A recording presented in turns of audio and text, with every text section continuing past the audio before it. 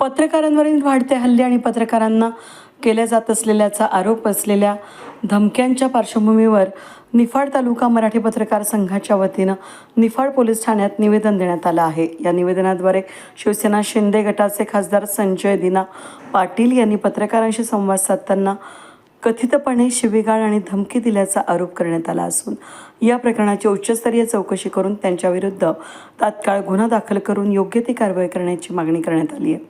निवेदनामध्ये म्हटलंय की पत्रकार हे लोकशाहीचा चौथा स्तंभ असून त्यांना धमकावण्याचे प्रकार लोकशाहीसाठी घातक आहेत।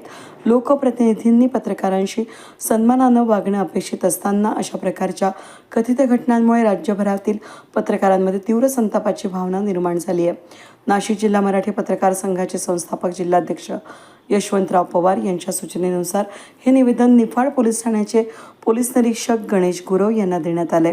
यावेळी जिल्हाध्यक्ष अण्णासाहेब बुरगुडे, तालुकाध्यक्ष सागर निकाळे, उपाध्यक्ष आसिफभाई पठाण, माणिक देसाई, राहुल कुलकर्णी, विनोद गायकवाड, रवींद्र जाधव, योगेश कर्डिले, अमोल जाधव यांच्यासह संघटनेचे पदाधिकारी आणि पत्रकार उपस्थित होते।